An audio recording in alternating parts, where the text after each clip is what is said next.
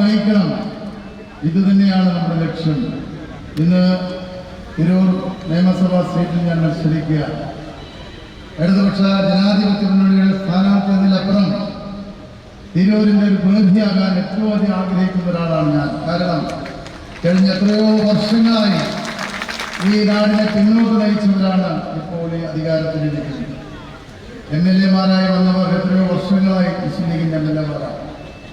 ഈ സംസ്ഥാന രൂപീകരണം ഉണ്ടായതിനു ശേഷം ഇവിടെയൊന്നും പാർലമെന്റിലേക്ക് ജയിച്ചു പോയ മുസ്ലിം ലീഗിൻ്റെ പ്രതിനിധികൾ മാത്രമാണ്. എന്താണ് ഈ നാട്ടിൽ അവർ നൽകിയ സംഭാവന? ഏതെങ്കിലും ഒരാൾക്ക്, ഏതെങ്കിലും ഒരു പ്രതിപക്ഷത്തുള്ള മുസ്ലിം ലീഗിൻ്റെ ആർക്കെങ്കിലും പറയാൻ കഴിയുമോ ഈ നാട്ടിൽ പാർലമെന്റ് അംഗങ്ങൾ എന്തെങ്കിലും ഒരു പ്രൊജക്ട് ഈ നാട്ടിനായി കൊണ്ടുവന്ന് പറയാൻ കഴിയുമോ? നമ്മുടെ നിരവധി MLA-മാരുണ്ട്, മുസ്ലിം ലീഗിന്റെ MLA-മാരുണ്ട്. ഇപ്പോൾ കോട്ടക്കൽ MLA-യുടെ ഒരു കത്ത് ഞാൻ വായിച്ചു. അദ്ദേഹം അതിൽ എഴുതിയിരിക്കുന്നു, എൻ്റെ കോട്ടക്കൽ മണ്ഡലത്തിൽ 2000 കോടി രൂപയാണ് ആ നാട്ടിന് വേണ്ടി ഞാൻ ചെലവഴിച്ചെന്ന് പറയുന്നുണ്ട്. പക്ഷെ തിരൂരിൽ MLA എന്തുകൊണ്ട് പറയാൻ കഴിയില്ല? ഇടതുപക്ഷ ഗവൺമെന്റ് മലപ്പുറം ജില്ലയിലെ എല്ലാ മണ്ഡലങ്ങളെയും തുല്യമായാണ് കണ്ടത്.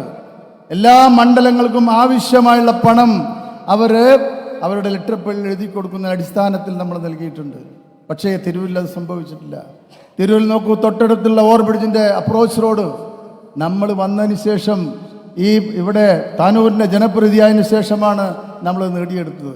താഴെപ്പാലം അപ്രോച്ച് റോഡ് ഇപ്പോൾ 20 വർഷങ്ങൾക്ക് മുമ്പ് ഈ അഹമ്മദ് സാഹിബ് നമ്മുടെ റെയിൽവേ സഹമന്ത്രിയായിരിക്കുന്ന കാലത്ത് നിർമ്മിച്ചതാണ് വിശുപ്പാടത്ത് ഓവർബ്രിഡ്ജ്. കഴിഞ്ഞ ഒരു വർഷം മുമ്പാണ് അതിനാവശ്യമായിട്ടുള്ള 29 കോടി രൂപയോളം നമ്മുടെ ഗവൺമെന്റിന്റെ കയ്യിൽ നിന്നും വാങ്ങി ഇപ്പോൾ അതിൻ്റെ നിർമ്മാണം പൂർത്തീകരിച്ചിട്ടുണ്ട്. ഇതാണ് യാഥാർത്ഥ്യം. നമ്മുടെ വിദ്യാലയങ്ങളിൽ കെട്ടിടം നിർമ്മിക്കാൻ ഇവർക്ക് കഴിഞ്ഞിട്ടില്ല. നമ്മുടെ അടിസ്ഥാന സൗകര്യ വ്യവസ്ഥ, ആശുപത്രിയുടെ കാര്യം തന്നെ നിങ്ങൾ ആലോചിച്ച് നോക്കൂ. അപ്പോൾ സമഗ്രമായ വികസന ലക്ഷ്യം അത് പൂർത്തീകരിക്കാൻ ഇവിടെ മുൻപുള്ള MLA-മാർക്ക് കഴിഞ്ഞിട്ടില്ല. നോക്കൂ, കേരളത്തിൻ്റെ വികസന ചരിത്രം നോക്കൂ. എന്തൊരു മാറ്റമാണ് നമ്മുടെ നാടിനുണ്ടായിട്ടുള്ളത്. എല്ലാ പ്രദേശങ്ങളും വികസിച്ചു, എല്ലാ മേഖലകളും വികസിച്ചു. എന്തുകൊണ്ട് തിരൂരിന് അത് സാധ്യമായില്ല എന്ന ചോദ്യത്തിന് ഉത്തരമാണ് നമ്മൾ നൽകേണ്ടത്. മാറണം, ഈ നാട് മാറിയേക്കോ എന്നുള്ള ആഹ്വാനമാണ് നമുക്ക് ജനങ്ങളോട് പറയാനുള്ളത്. ബഹുമാനപ്പെട്ട മുഖ്യമന്ത്രി സംസാരിക്കാനാണ്. ഞാൻ മറ്റു കാര്യങ്ങളിലേക്കൊന്നും കടക്കുന്നില്ല. ഇടതുപക്ഷ ജനാധിപത്യ മുന്നണി സ്ഥാനാർത്ഥി അരിവാൾ ചുറ്റിക നക്ഷത്രത്തിലാണ് ഇത്തവണ മത്സരിക്കുന്നത്. നിങ്ങളുടെ വോട്ടുകൾ അരിവാൾ ചുറ്റിക നക്ഷത്രത്തിൽ രേഖപ്പെടുത്തി തിരൂരിൽ പുതിയൊരു ചരിത്രം കുറിക്കാൻ നിങ്ങൾക്ക് കഴിയണമേ എന്ന് അഭ്യർത്ഥിച്ചുകൊണ്ട് നിർത്തുന്നു. നന്ദി, നമസ്കാരം.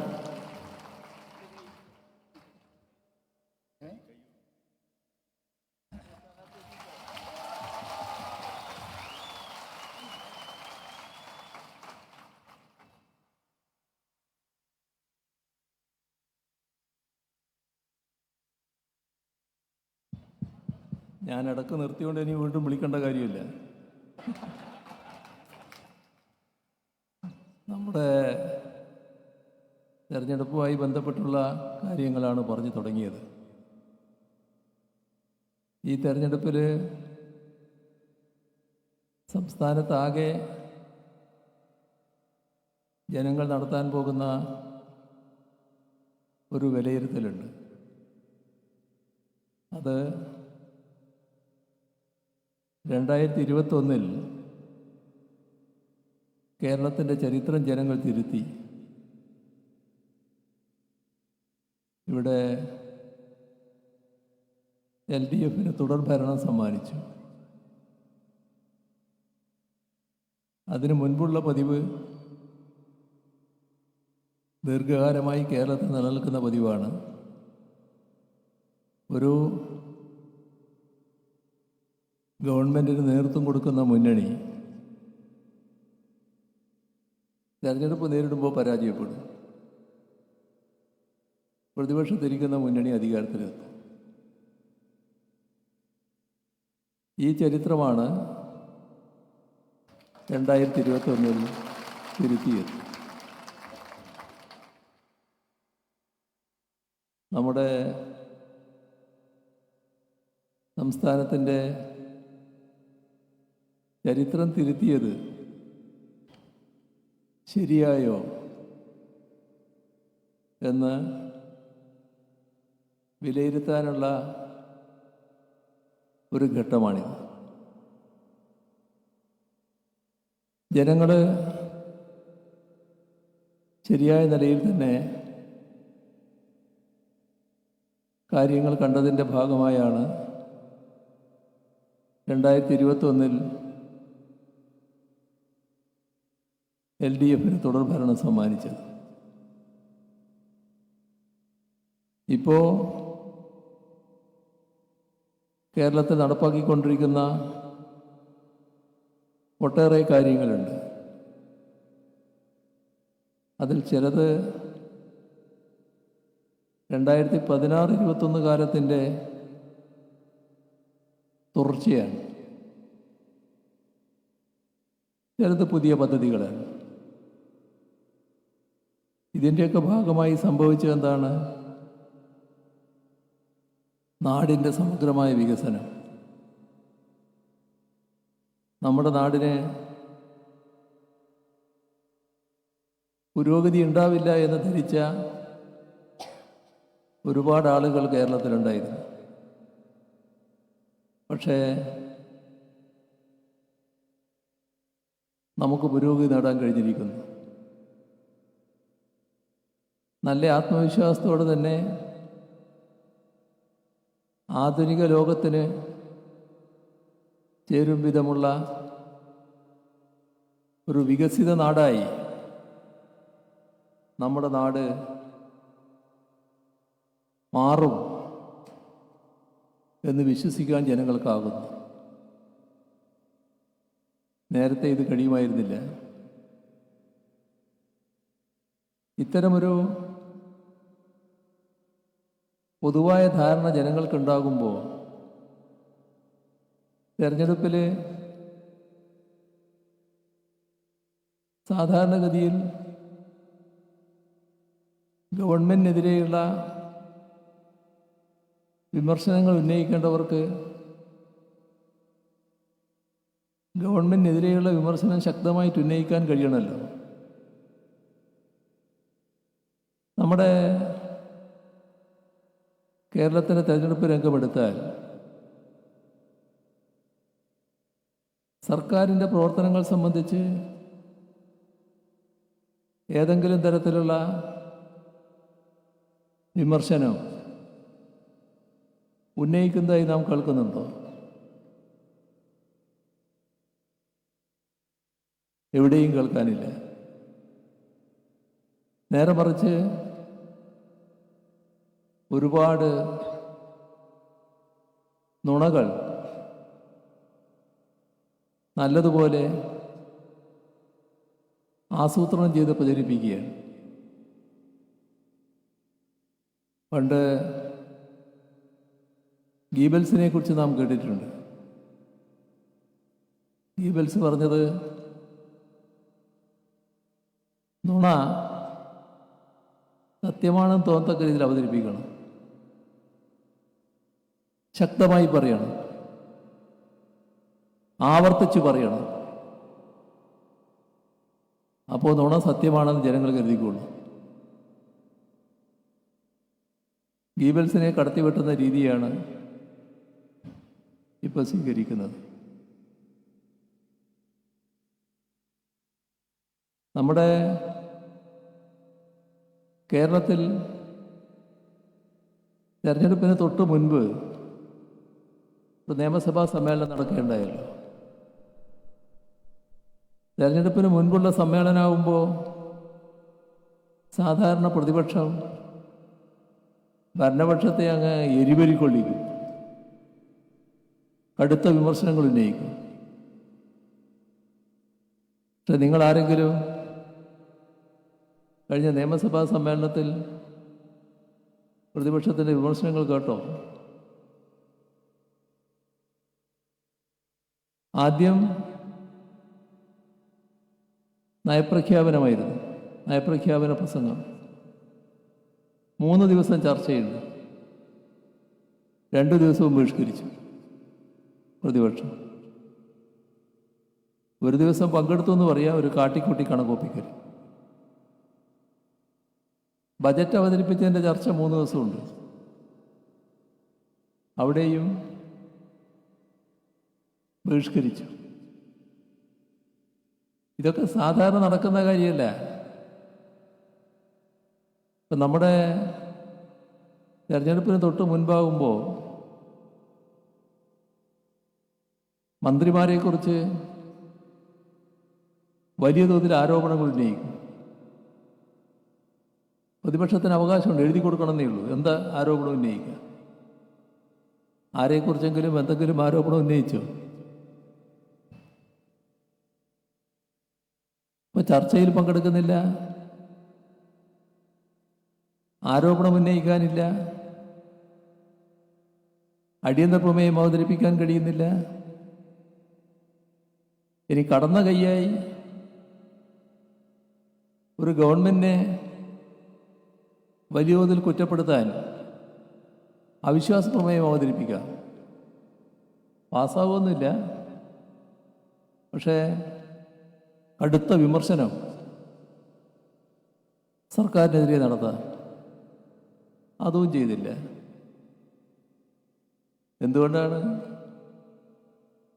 നാട്ടിൽ നുണ അവതരിപ്പിക്കും പോലെയല്ല, അസംബ്ലിയിൽ അവതരിപ്പിച്ചാൽ വസ്തുതകൾ അങ്ങോട്ട് പറഞ്ഞു എന്ന് വരും. അപ്പോൾ അടിസ്ഥാനരഹിതമായ എന്തെങ്കിലും കാര്യം പ്രതിപക്ഷം ഉന്നയിച്ചാൽ ഭരണപക്ഷം എരിപിരി കൊള്ളില്ല. മറുപടി ഭരണപക്ഷം പറയുമ്പോൾ പ്രതിപക്ഷത്തിന് വല്ലാതെ എരിപിരി കൊള്ളും. അത് വേണ്ടെന്നവർ വെച്ചു, അത് കേൾക്കാനാകില്ല എന്നവർ വെച്ചു. അതല്ലേ വസ്തുത? എന്നാൽ ഇപ്പോൾ പ്രശ്നമില്ല. ഇപ്പോഴ് ഒന്നിനു പുറകെ ഒന്നായി നുണ പടച്ചു വിടുകയാണ്. അതിൽ എന്തു പറഞ്ഞാലും അത് ഏറ്റുപിടിക്കാൻ നമ്മുടെ കേരളത്തിൽ ഒരു കൂട്ടം മാധ്യമങ്ങൾ തയ്യാറാണ്. അവർ വലിയ തോതിൽ ഈ പറയുന്ന വിഭാഗം കയ്യിലെടുത്തു കഴിഞ്ഞു എന്നുള്ളതാണ് വസ്തുത. അതിൻ്റെ ഭാഗമായുള്ള പ്രചരണങ്ങളാണ് നാട്ടിൽ നടന്നുകൊണ്ടിരിക്കുന്നത്. ഒരു കാര്യം, നമ്മുടെ നാട്, നമ്മുടെ രാജ്യം എല്ലാവർക്കും അറിയാലോ. ഇന്ത്യയിലെ പൊതുസ്ഥിതി എല്ലാവർക്കും അറിയാം. ഇന്ത്യയിലെ പൊതുസ്ഥിതിയിൽ നിന്ന് വ്യത്യസ്തമായിട്ടാണ് കേരളം നിൽക്കുന്നത്. നമ്മുടെ രാജ്യത്ത് വലിയ തോതിൽ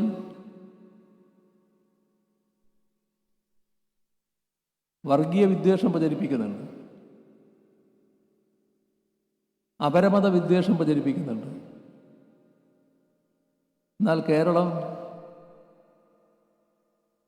ജാതിഭേദമോ ഭേദമോ ഇല്ലാതെ എല്ലാവരും സോദരന്മാരായി കഴിയുന്ന നാടാണ്.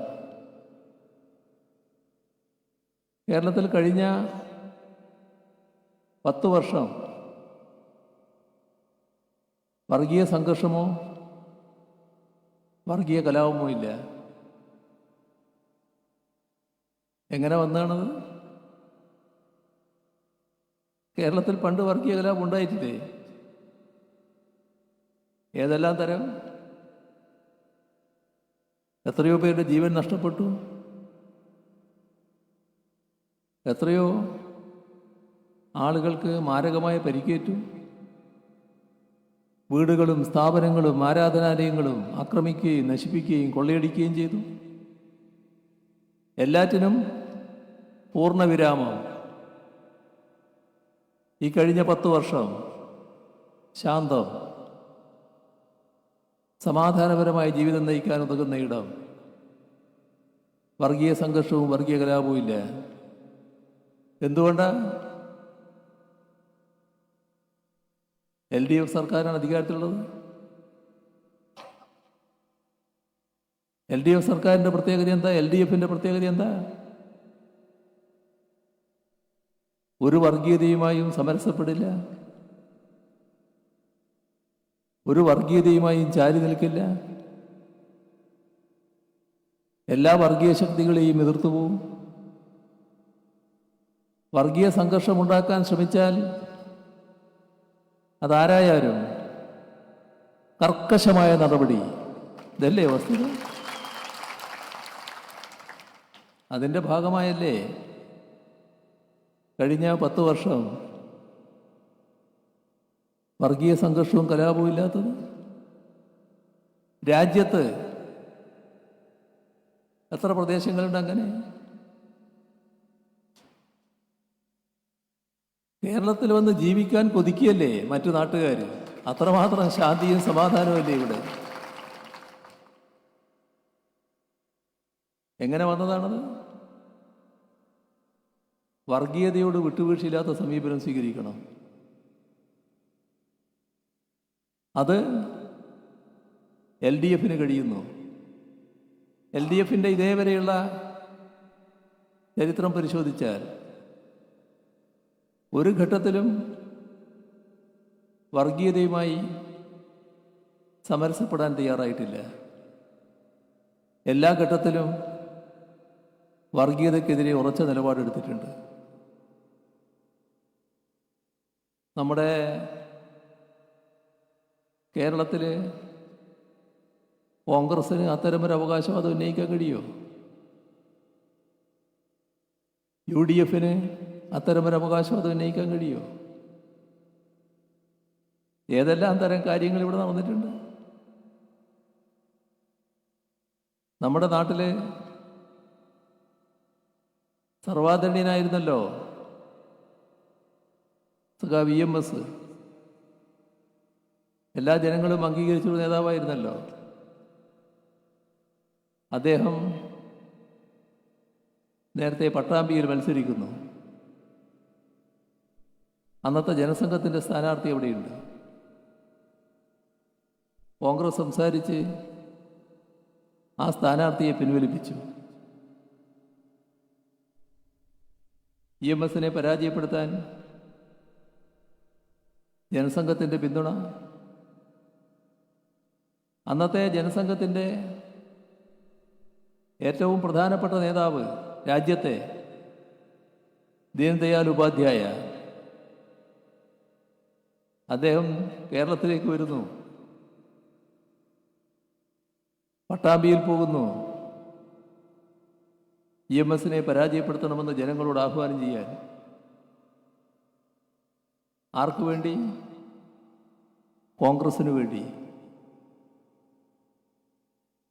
ഇതല്ലേ നാടിൻ്റെ ചരിത്രം? നമ്മുടെ നാട്ടിലെല്ലാവരും ബഹുമാനിക്കുകയും സ്നേഹിക്കുകയും ചെയ്ത രാഷ്ട്രീയ നേതാവായിരുന്നല്ലോ AKG. AKG പാലക്കാട് മത്സരിക്കുന്നു. പാലക്കാട് മത്സരിക്കുമ്പോൾ കോൺഗ്രസ് ചെയ്തതെന്താ? പാലക്കാട് ഒരു പൊതു സ്ഥാനാർത്ഥി AKGയെ തോൽപ്പിക്കണം. BJPയും കോൺഗ്രസും എല്ലാം ചേർന്നൊരു സ്ഥാനാർത്ഥി.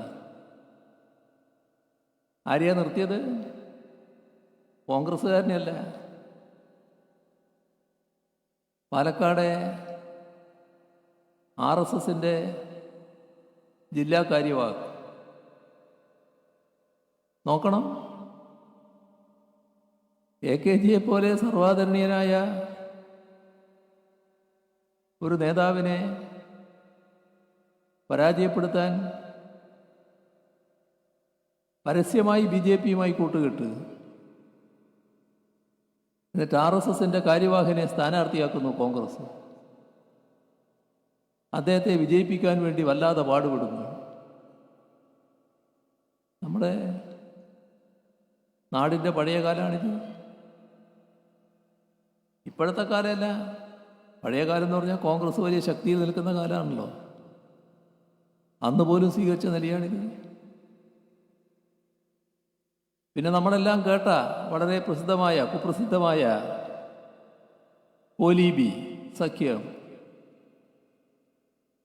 അത് വടകരയിലും ബേപ്പൂരും, വടകര പാർലമെന്റ് മണ്ഡലം, ബേപ്പൂർ അസംബ്ലി മണ്ഡലം, രണ്ടിടത്തും BJP സ്ഥാനാർത്ഥികൾ, BJPക്ക് വേണ്ടിയുള്ള സ്ഥാനാർത്ഥികൾ. കോൺഗ്രസും UDFും അവരെ സഹായിക്കുക. മറ്റെല്ലായിടവും കോൺഗ്രസിനെയും ലീഗിനെയും അവർ സഹായിക്കുക, BJP സഹായിക്കുക. ഇതായിരുന്നു ധാരണ. പുറത്തായിപ്പോയി. നാടറിഞ്ഞപ്പോൾ നല്ല ഭൂരിപക്ഷത്തിന് LDF ജയിച്ചു. രാഷ്ട്രീയത്തിൽ 2 കൂട്ടം 2 = 4 എന്ന കണക്കല്ല. ഇത് അക്കങ്ങളെ കൊണ്ടുള്ള കളിയല്ല, മനുഷ്യരാണ്, വിചാരമുള്ള മനുഷ്യരാണ്. ആ മനുഷ്യരെ പാവകളായി കണക്കാക്കാൻ പറ്റില്ല. ആ കണക്കുകൂട്ടലായിരുന്നു അന്ന് കോൺഗ്രസിനും ലീഗിനും BJPക്കും ഉണ്ടായത്. അതിൻ്റെ ഭാഗമായി ഇവർക്കെല്ലാമുള്ള വോട്ട് കണക്കൂട്ടിയാൽ നിഷ്പ്രയാസം ഞങ്ങളെ പരാജയപ്പെടുത്താമായിരുന്നു. ആയോ? അതാണ് കേരളത്തിൻ്റെ ചരിത്രം. ഒരു തവണ കേരളത്തിൽ UDFിൻ്റെ ഗവൺമെൻറ്, കോൺഗ്രസ് മുഖ്യമന്ത്രി, ആ മുഖ്യമന്ത്രിയെ ചൂണ്ടി പ്രമുഖനായ RSS നേതാവ് പറയുന്നു, 41 മണ്ഡലങ്ങളിൽ ഞങ്ങൾ നൽകിയ പിന്തുണയുടെ ഭാഗമായിട്ടാണ് നിങ്ങൾ ആ കസേരയിൽ ഇരിക്കുന്നത് എന്ന് ഓർമ്മ വേണോ? അവരുമായുള്ള ധാരണ, അവരുമായുള്ള കച്ചവടം ഉറപ്പിച്ചത്. ഇങ്ങനെ എന്തെല്ലാം കഥകൾ. പക്ഷെ ആ ഘട്ടത്തിലൊന്നും BJPക്ക് അക്കൗണ്ട് തുടങ്ങാൻ പറ്റിയില്ല. അവർക്ക് എങ്ങനെയെങ്കിലും നിയമസഭയിൽ അക്കൗണ്ട് വേണമെന്ന് ആഗ്രഹമുണ്ടായിരുന്നു. 2016 അത് സാധിച്ചു. എങ്ങനെയാ 2016 BJPക്ക് അക്കൗണ്ട് തുറക്കാനായത്? നേമം സീറ്റ്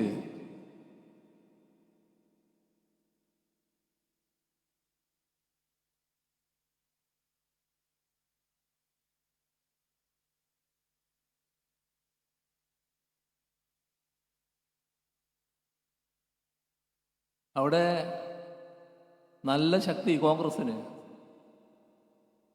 തെരഞ്ഞെടുപ്പ് കഴിഞ്ഞു. രാജഗോപാൽ എന്ന BJP നേതാവ് തിരഞ്ഞെടുക്കപ്പെട്ടു. വോട്ടിൻ്റെ കണക്ക് നോക്കുമ്പോൾ കോൺഗ്രസിൻ്റെ വോട്ട് കാണാനില്ല. വളരെ നേരിയ വോട്ട്. ബാക്കി മുഴുവൻ BJP ജയിപ്പിക്കാൻ പോയി. അതൊരു നിഷ്കാമകർമ്മമായിരുന്നില്ല. തൊട്ടപ്പുറത്തൊരു മണ്ഡലമുണ്ട്. ആ മണ്ഡലത്തിൽ കോൺഗ്രസിൻ്റെ സ്ഥാനാർത്ഥിക്ക് ജയിച്ചു വരണം. അവിടെ BJPയുടെ സഹായം വേണം. നേമത്ത് സംഭവിച്ചത് മറ്റൊരു രീതിയിൽ അവിടെ സംഭവിച്ചു. ആ മണ്ഡലത്തിൽ BJPയുടെ വോട്ട് കാണാനില്ല. എന്തൊരു വൃത്തികേടാണെന്ന് നോക്കണം. BJP അക്കൗണ്ട് തുറന്നാലും ഞങ്ങൾക്ക് തൽക്കാലം ഒരു സീറ്റ് കിട്ടുമെങ്കിൽ അത് പോരട്ടെ എന്നാണ് കോൺഗ്രസ് ആലോചിച്ചത്. എത്ര വൃത്തികേട്. 2016 മുതൽ 2021 വരെ രാജഗോപാൽ അസംബ്ലിയിലുണ്ടായി.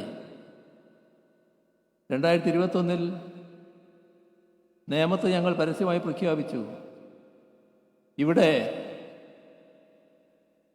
തുറന്ന അക്കൗണ്ട് ഞങ്ങൾ പൂട്ടിക്കും. പൂട്ടിച്ചില്ലേ?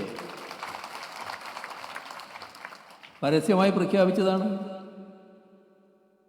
ശിവൻകുട്ടി അവിടെ തിരഞ്ഞെടുക്കപ്പെട്ടു. ഇതല്ലേ നാടിൻ്റെ ചരിത്രം. കഴിഞ്ഞ ലോക്സഭാ തെരഞ്ഞെടുപ്പ് തൃശ്ശൂരിൽ സുരേഷ് ഗോപി ജയിക്കുന്നു. എങ്ങനെയാ ജയിച്ചത്? കോൺഗ്രസിന് നല്ല വോട്ട് അവിടെയുണ്ട്. ആ വോട്ട് നല്ലൊരു ഭാഗം കാണാനില്ല. അത് മുഴുവൻ സുരേഷ് ഗോപിക്ക് പോകുന്നു. ഞങ്ങളവിടെ ജയിക്കുമെന്ന പ്രതീക്ഷയിൽ മത്സരിച്ചതാണ്, പക്ഷേ ഞങ്ങൾ പരാജയപ്പെട്ടു.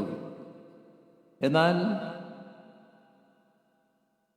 ഞങ്ങൾക്കതിനു മുൻപ് കിട്ടിയ വോട്ട്, അതിനേക്കാളും കൂടുതൽ വോട്ട് ആ തെരഞ്ഞെടുപ്പിൽ സമ്പാദിക്കാൻ ഞങ്ങൾക്കായി. ഞങ്ങൾക്ക് വോട്ട് നഷ്ടമുണ്ടായില്ല. എവിടെ പോയി കോൺഗ്രസിൻ്റെ വോട്ട്? എങ്ങനെ അത് ബി ജെ പിയിലേക്ക് എത്തി? ഇങ്ങനെ എന്തെല്ലാം കഥകൾ,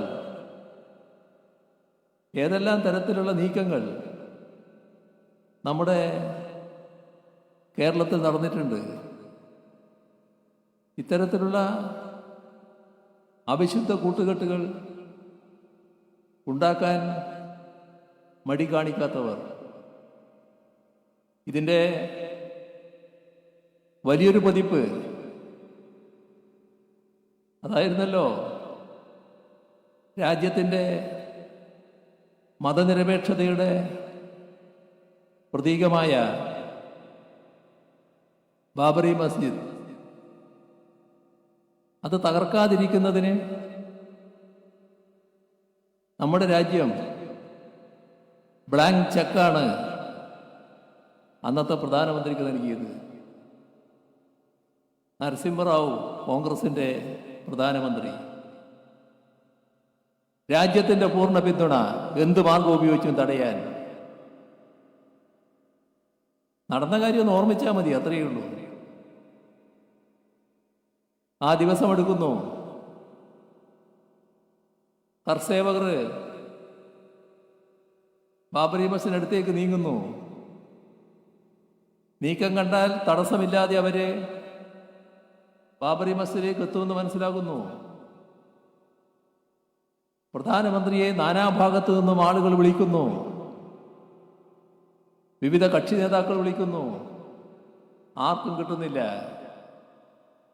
അദ്ദേഹത്തിൻ്റെ ഫോൺ എടുക്കുന്നില്ല. കണക്ഷനില്ല.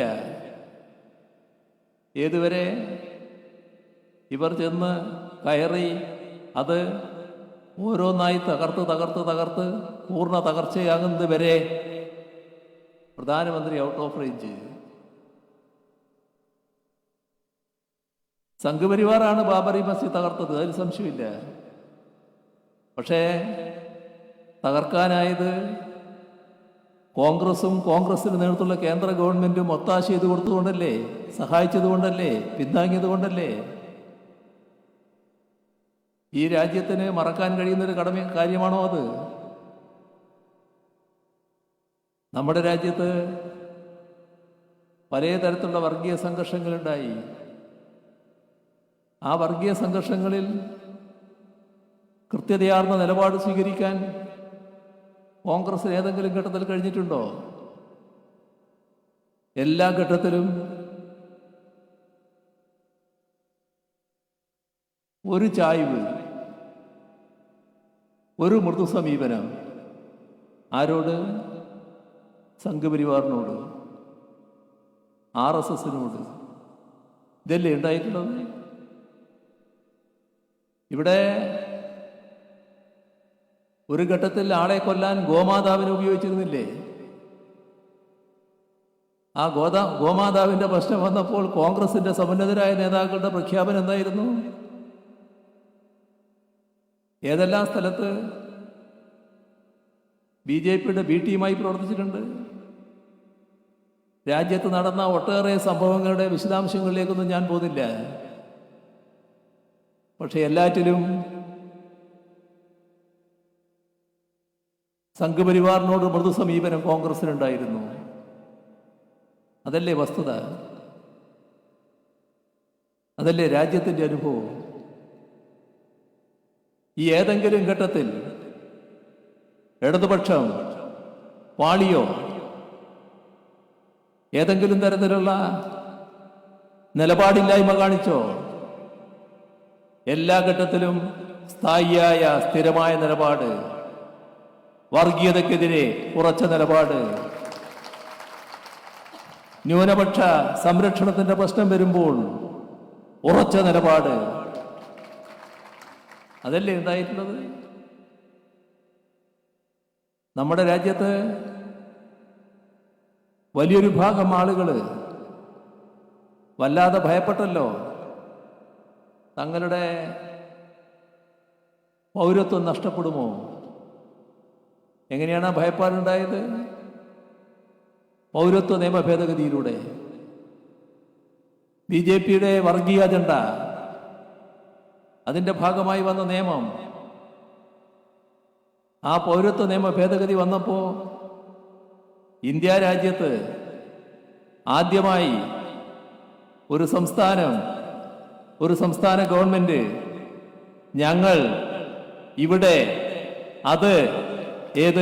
ഈ പൗരത്വ നിയമ ഭേദഗതി നിയമം നടപ്പാക്കില്ല എന്ന് പ്രഖ്യാപിച്ചു. ഏത് സർക്കാരാ?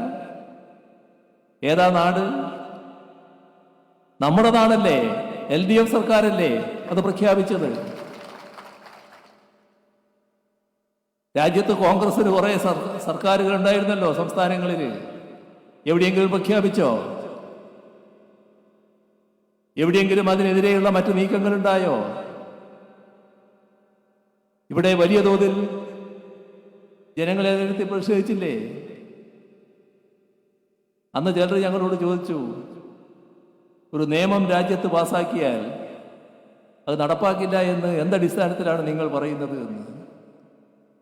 ഞങ്ങൾ പറഞ്ഞു, ഇവിടെ നടപ്പാക്കില്ല എന്ന് പറഞ്ഞാൽ നടപ്പാക്കില്ല എന്ന് തന്നെയാണ് അർത്ഥം എന്ന്.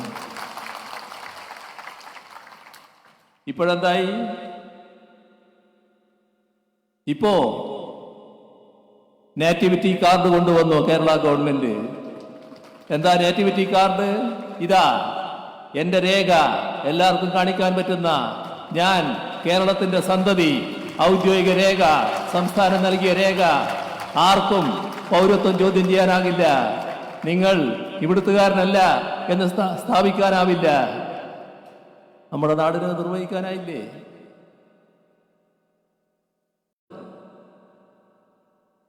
ഇത്തവണ തീവ്രമായ പുതുക്കലാണല്ലോ. വലിയ ആശങ്ക എല്ലാവർക്കും. കേരളം കൃത്യമായ നിലപാട് സ്വീകരിച്ചല്ലോ. ശക്തമായ പ്രതിഷേധം രേഖപ്പെടുത്തിയല്ലോ. നിയമ നടപടികളിലേക്ക് കടന്നല്ലോ. നിയമസഭ പ്രമേയം പാസാക്കിയല്ലോ. എത്ര സ്ഥലങ്ങളിൽ കോൺഗ്രസിനത് കഴിഞ്ഞു? ഇതിലൊന്നും ചാഞ്ചാട്ടത്തിൻ്റെതായ പ്രശ്നമില്ല. ഉറച്ച നിലപാടാണ്. ആ ഉറച്ച നിലപാട് എല്ലാ കാലത്തും LDFന് സ്വീകരിക്കാനാകും. വർഗീയതയോട് വിട്ടുവീഴ്ചയില്ലാത്ത സമീപനം സ്വീകരിക്കാനാകും. ഇപ്പോ നേരും നെറിയും ഉപേക്ഷിച്ച് വലിയ തോതിലുള്ള നുണകൾ പ്രചരിപ്പിക്കാൻ പുറപ്പെടുന്നു. അതിൻ്റെ ഭാഗമായി വൻതോതിൽ രഹസ്യമായ പ്രചരണം. LDF വർഗീയതയുടെ കൂടെയാണ്. ആരുടെ കൂടെ? RSSന്റെ കൂടെ. RSSനോടൊപ്പമാണ്. RSSന്റെ കൊലക്കത്തിക്കരിയായി ഈ മണ്ണിൽ മരിച്ചു വീണത് ഞങ്ങളുടെ ഒട്ടനേകം രക്തസഖാക്കളാണ്. അനേകം ആളുകൾ ഇപ്പോഴും ജീവച്ഛവമായി കിടക്കുന്നുണ്ട്. അതെല്ലാം മതനിരപേക്ഷതയ്ക്ക് വേണ്ടിയുള്ള പോരാട്ടമായിരുന്നു. വർഗീയ കലാപത്തിൽ ശക്തമായ നിലപാട് സ്വീകരിച്ചതിന്റെ ഫലമായിരുന്നു. ഓരോ സംഭവവും എടുത്തു പരിശോധിച്ചാൽ അത് കാണാൻ കഴിയും.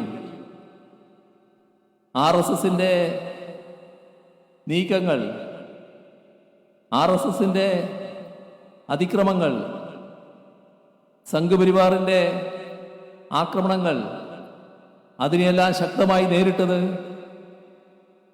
ഇവിടെ ഞങ്ങളാണല്ലോ. ഞങ്ങൾ നേരിടുമ്പോൾ ഞങ്ങളുടെ സഖാക്കൾക്ക് വലിയ തോതിലുള്ള ജീവൻ നഷ്ടപ്പെടലും മാരകമായ പരിക്കേൽക്കലും നടക്കുമ്പോൾ കോൺഗ്രസ് എന്താണ് ചെയ്തത്? പഴയ ഒരു കോൺഗ്രസ് നേതാവ് പറഞ്ഞില്ലേ, ഞാനാണ് RSS ശാഖക്ക് കാവൽ നിന്നത്, സംരക്ഷണം ഏർപ്പെടുത്തിയത്. RSS ശാഖക്ക് കാവൽ നിൽക്കലും സംരക്ഷണം കൊടുക്കലും കോൺഗ്രസിന്റെ പണിയാണോ? അതാണ് ചെയ്തതെന്നല്ലേ പറഞ്ഞത്. രാജ്യത്ത് പലയിടത്തും ഇവർ തമ്മിൽ വ്യത്യാസമില്ലല്ലോ. ഇവിടെയും ആ വ്യത്യാസം കുറഞ്ഞു വരികയാണല്ലോ. എന്തുകൊണ്ടാണ് കേരളത്തിൽ സംഘപരിവാറിന് വലിയ തോതിൽ സ്വാധീനം ഉറപ്പിക്കാൻ കഴിയാത്തത്? കോൺഗ്രസിന്റെ ശക്തി കൊണ്ടാണോ? ആർക്കും സംശയമില്ലാതെ പറയാൻ കഴിയില്ലേ ഇടതുപക്ഷത്തിന്റെ കരുത്താണെന്ന്? ഇടതുപക്ഷം സ്വീകരിക്കുന്ന തത്വാധിഷ്ഠിതമായ നിലപാടാണെന്ന്? അതിന്റെ ഭാഗമായല്ലേ മതനിരപേക്ഷതയുടെ വളനിലമായി കേരളം നിലനിൽക്കുന്നത്? ആ ഇടതുപക്ഷത്തെ, ആ LDF-നെ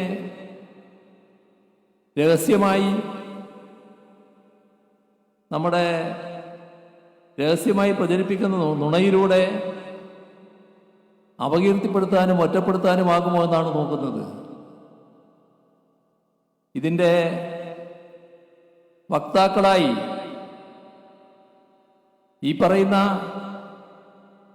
വിഭാഗം കേരളത്തിലെ UDF വിലക്കെടുത്തവരും മാറുന്നു എന്നാണ് വസ്തുത. വിലക്കെടുത്ത വിഭാഗങ്ങളുണ്ട്. അതില് നിർഭാഗ്യവശാൽ ഒരു കൂട്ടം മാധ്യമങ്ങളുമുണ്ട്. ആ മാധ്യമങ്ങൾ ഇതിനു വേണ്ടി നടക്കുകയാണ്. ഇതിന്റെ പ്രചരണത്തിനാണ് തയ്യാറാകുന്നത്. ഇന്ന് കാലത്ത് സാധാരണ നടത്തുമ്പോൾ ഒരു പത്രസമ്മേളനം ഞാൻ നടത്തുകയുണ്ടായി. ആ പത്രസമ്മേളനത്തിൽ ഗൗരവമേറിയൊരു ചോദ്യം ആദ്യം വന്നു. അതിന് വിശദമായി മറുപടി പറഞ്ഞു. ഹരിയാനയിലെ കോഴയെ പറ്റിയായിരുന്നു ആ ചോദ്യം. പിന്നെ വന്നത് LDF വർഗീയതയെ സഹായിക്കുകയാണല്ലോ എന്ന് സ്ഥാപിക്കാനാണ്. നിലപാട് ഞാൻ വ്യക്തമാക്കി. പക്ഷേ അത് കേൾക്കാൻ തയ്യാറില്ല.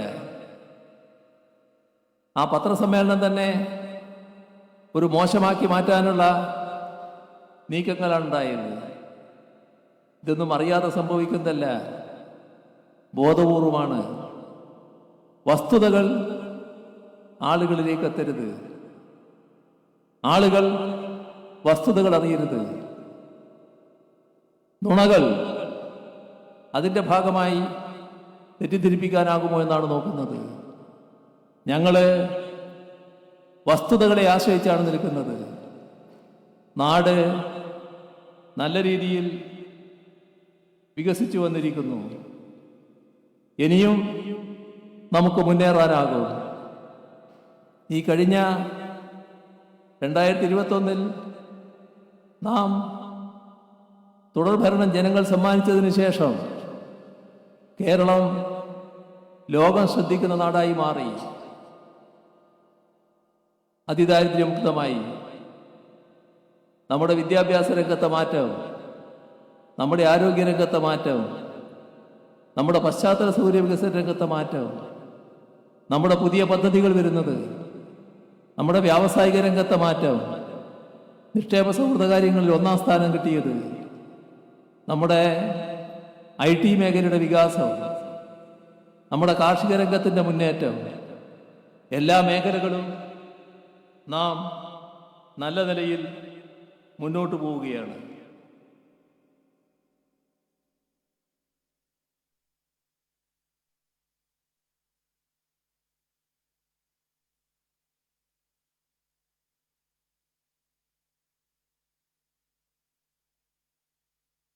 നല്ല രീതിയിൽ മുന്നോട്ട് പോവുകയാണ്. ഇത് LDF-നാകെ ആത്മവിശ്വാസം പകരുന്നു. നാടിനാകെ നല്ല രീതിയിലുള്ള ആത്മവിശ്വാസം. നമ്മുടെ നാട് ലോകത്തിൻ്റെ വികാസത്തിൻ്റെ തോതനുസരിച്ചുള്ള വികസനം നേടിയ നാടായി മാറാൻ പോകുന്നു. ആ തരത്തിലേക്ക് നാട് കുതിക്കുന്നു. ഇതാണ് കേരളം ആഗ്രഹിക്കുന്നത്. പക്ഷേ LDF മാത്രമേ അത് കഴിയൂ. UDF ഉള്ള കാലത്തൊക്കെ കേരളം തകർന്നിട്ടേയുള്ളൂ. ഓരോ രംഗവും തകർന്നിട്ടേയുള്ളൂ. അത് മാറി നല്ല രീതിയിൽ പുരോഗതിയിലേക്ക് എത്തിക്കാൻ കഴിഞ്ഞത് നാടിനോടും ജനങ്ങളോടും പ്രതിബദ്ധത വേണ്ടതിലധികം LDF-നുണ്ട് എന്നുള്ളത് കൊണ്ടാണ്. ഇവിടെ അതുകൊണ്ട് തന്നെ LDF-ൽ ജനങ്ങൾ വിശ്വാസമർപ്പിക്കുകയാണ്. ഞങ്ങൾ ഈ 10 വർഷവും ജനങ്ങളോട് ചേർന്ന് നിന്നുകൊണ്ടാണ് പ്രവർത്തിച്ചത്. ജനങ്ങളോടൊപ്പമാണ് നീങ്ങിയത്. ജനങ്ങളെ വിശ്വാസമെടുത്താണ് നീങ്ങിയത്. ജനങ്ങൾ ഞങ്ങളെയും നല്ല രീതിയിൽ വിശ്വസിച്ചിട്ടുണ്ട്. ഇപ്പോൾ തെരഞ്ഞെടുപ്പിലേക്ക് നീങ്ങുന്നതും ജനങ്ങളോടൊപ്പം തന്നെയാണ്. ഇതെല്ലാം നേടിയെടുത്തത്, മാറ്റങ്ങൾ ഉണ്ടാക്കിയത് പൂർണ്ണമായും ജനങ്ങൾ കൂടി പങ്കുവഹിച്ചുകൊണ്ടാണ്. ഈ യാത്ര, ഈ പതിറ്റാണ്ടിലെ യാത്ര ജനങ്ങളോടൊപ്പം ചേർന്നുകൊണ്ടാണ് ഉണ്ടായിട്ടുള്ളത്. ഈ കാര്യത്തിൽ ഈ കഴിഞ്ഞ 5 വർഷക്കാലം, തുടർ ഭരണത്തിന് ശേഷമുള്ള 5 വർഷക്കാലം മികവാർന്ന രീതിയിൽ കാര്യങ്ങൾ നിറവേറ്റപ്പെട്ടിട്ടുണ്ട്. അതിൽ ഏറ്റവും പ്രധാനപ്പെട്ട പങ്കുവഹിച്ച ഒരു മന്ത്രിയാണ് വി അബ്ദുറഹിമാൻ. അബ്ദുറഹിമാൻ്റെ വ്യക്തിപരമായ കഴിവിനെക്കുറിച്ച് നിങ്ങൾക്കെല്ലാവർക്കും അറിയാം. എന്നാൽ മന്ത്രി എന്ന നിലയിൽ മികവാർന്ന പ്രവർത്തനമാണ് അദ്ദേഹം നടത്തിയത്. സ്പോർട്സ് മേഖലയിലും ന്യൂനപക്ഷ ക്ഷേമ കാര്യങ്ങളിലും നല്ല പ്രവർത്തനം അദ്ദേഹം കാഴ്ചവെച്ചു. മൊത്തത്തിൽ ഗവൺമെൻറ് പ്രവർത്തനത്തിന് അങ്ങേയറ്റം സഹായകരമാകുന്ന സംഭാവനകളാണ് അബ്ദുറഹിമാൻ്റെ ഭാഗത്തു നിന്നുണ്ടായത്. തിരൂരിൽ ഇത്തവണ അദ്ദേഹം മത്സരിക്കുകയാണ്. അതോടൊപ്പം തന്നെ താനൂരിൽ മുഹമ്മദ് സമീറാണ് മത്സരിക്കുന്നത്. താനൂർ നിലവിൽ LDF ജയിച്ചു നിൽക്കുന്ന മണ്ഡലമാണ്. മുഹമ്മദ് സമീറിലൂടെ ആ മണ്ഡലവും നിലനിർത്തുക എന്നത് തന്നെയാണ് LDF ഉദ്ദേശിക്കുന്നത്. അപ്പോൾ വി അബ്ദുറഹിമാനും പി മുഹമ്മദ് സമീറിനും നല്ല ഭൂരിപക്ഷത്തോടെ വിജയം നൽകി വിജയിപ്പിച്ചയക്കുക എന്ന് അഭ്യർത്ഥിച്ചുകൊണ്ട് അവസാനിപ്പിക്കുന്നു. നിങ്ങൾക്കെൻ്റെ അഭിവാദ്യങ്ങൾ.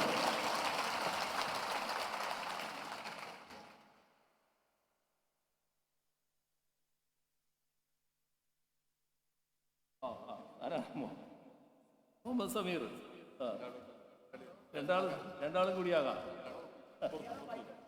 ഇവിടെ കുറച്ച് ഇങ്ങോട്ട് നിൽക്കാം.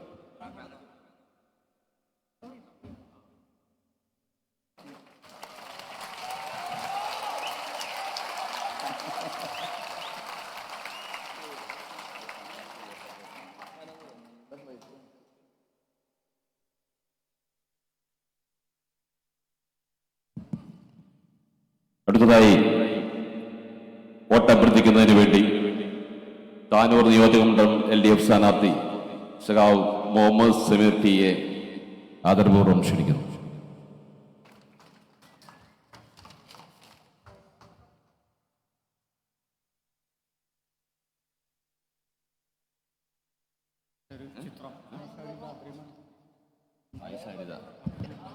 അടുത്തതായി ആയിഷ അരിത വരച്ച അബ്ദുറഹ്മാൻ സഖാവിന്റെ പടമാണ്. അത് ഏറ്റുവാങ്ങുന്നതിന് വേണ്ടി നമ്മുടെ സ്ഥാനാർത്ഥി കൂടിയായ സഖാവ് അബ്ദുറഹ്മാൻ ക്ഷണിക്കുന്നു. Thank you. അടുത്തതായി സമീർ സഖാവ് സംസാരിക്കുന്നു. പ്രിയപ്പെട്ട എൻ്റെ താനൂരിലെ വോട്ടർമാരെ, മറ്റു തിരൂരിലെയും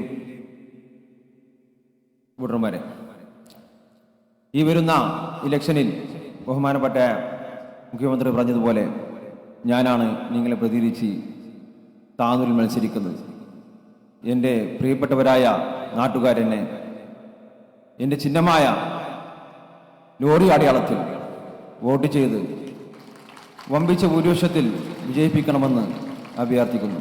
നമുക്ക് റഹ്മാൻ ക തുടങ്ങിവെച്ച തുടർന്നുകൊണ്ടിരിക്കുന്ന വികസന പ്രവർത്തനങ്ങൾ കൊണ്ട് മുന്നോട്ട് പോകണം. അതിനാണ് ഞാൻ നിങ്ങളോട് വോട്ട് ചോദിക്കുന്നത്. എൻ്റെ പ്രിയപ്പെട്ടവരെന്നെ കൈവിടില്ല എന്ന് എനിക്ക് ഉറപ്പുണ്ട്. അതുകൊണ്ട് ഈ വൈകിയ വേളയിൽ ചൂട് കൂടിക്കൊണ്ടിരിക്കുകയാണ്. എല്ലാവരും ശ്രമിച്ചിരിക്കുകയാണ്. എനിക്കറിയാം. ഞാൻ കൂടുതൽ നീട്ടുന്നില്ല. ഒരിക്കൽ കൂടി നിങ്ങളോട് ഞാൻ വോട്ട് അഭ്യർത്ഥിച്ചുകൊണ്ട് എൻ്റെ ചിഹ്നം മറക്കരുത്. ലോറിയാണ് എൻ്റെ ചിഹ്നം. ആ അടയാളത്തിൽ നിങ്ങൾ വോട്ട് ചെയ്ത് വിജയിപ്പിക്കണമെന്ന് ഒരിക്കൽ കൂടി അഭ്യർത്ഥിച്ചുകൊണ്ട് നിർത്തുന്നു. നന്ദി.